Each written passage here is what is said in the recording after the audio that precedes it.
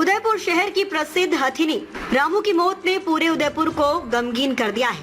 रामू की असमय मृत्यु को लेकर रविवार को शहर में शोक और आक्रोश का माहौल देखने को मिला। जिले के कई पशु प्रेमी जिला कलेक्ट्रेट के बाहर एकत्रित हुए और प्रदर्शन करते हुए रामू को न्याय दिलाने की मांग की।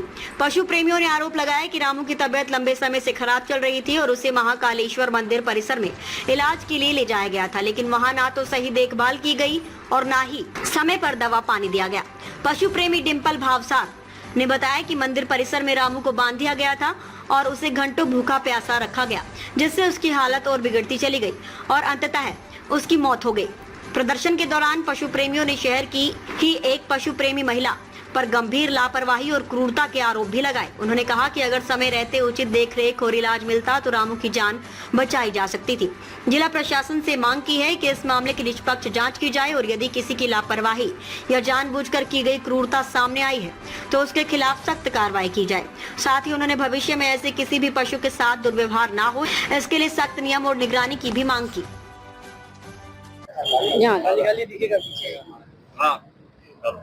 जी बताएं।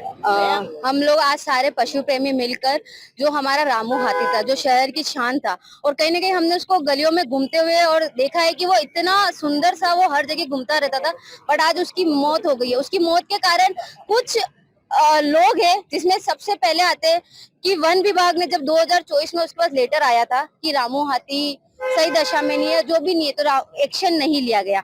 उसके बाद जब जनवरी में रामू हाथी मुझे सेवाश्रम पे दिखा, उसके दोनों गांव थे, हमने उसको ट्रीटमेंट किया, वो ठीक हो गया था।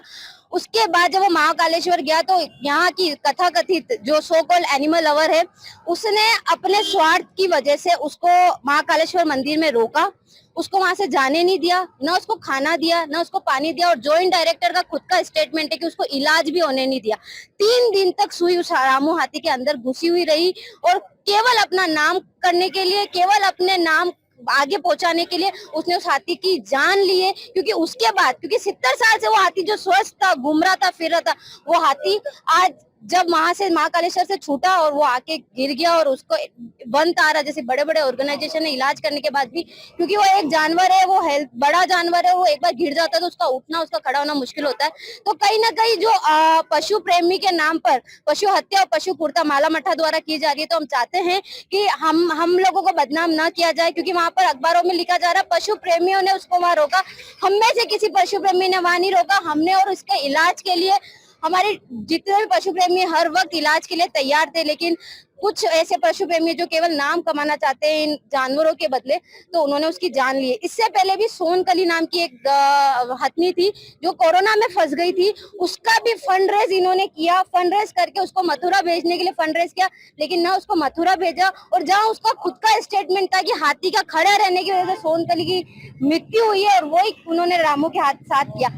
इसके अलावा ऊंट, जगत खेड़ा से एक ऊंट लाकर उन्होंने अपनी जिद की वजह से उसको, हमारी ये मांग है कि जो मैं आपको बता रही हूँ कि लगातार पशु क्रूरता वो करती जा रही है, पशु हत्याएं कर रही है।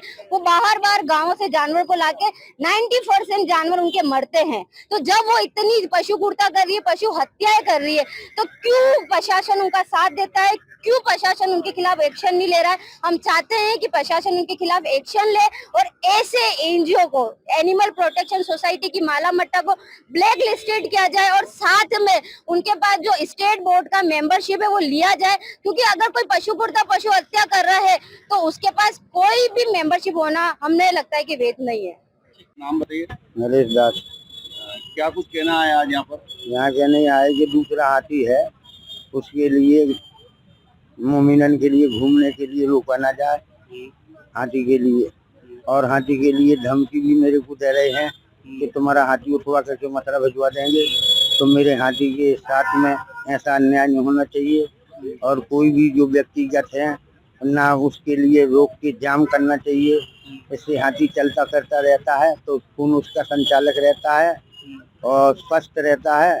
ये मैं यहाँ ज्ञापन देने के लिए आया साहब के यहाँ। कौन लोग हैं जो रोक रहे हैं हाथी को? अब वो रोक रहे सब प्रकार के लोग के आदमी हैं। अब मैं आपके समक्ष बोल रहा हूँ कि ये मेरे को न्याय मिल जाए और कोई प्रूफ मिल जाए साहब से, तो मेरे को आगे दिक्कत ना हो। नहीं तो रास्ता में चलते हैं तो 50-50 लोग इकट्ठे होकर के अभी रोका गया एक हाथी रामू के लिए और 1-1.5 महीना वहाँ मल्ला तलाई पे महाकाल मंदिर पे खड़ा कर दिया। इसको चलाना नहीं, इसके घाव है। जंगल में जो हाथी होते हैं वो चलते फिरते रहते हैं, उनका खून संचालक रहता है। ऐसी कोई भी जानवर हो तो इसके लिए रोकने से इसका खून ठंडा हो जाता है। यदि चलता रहे तो इसका खून गर्म रहता है, इससे गिरने की नौबत नहीं आती है।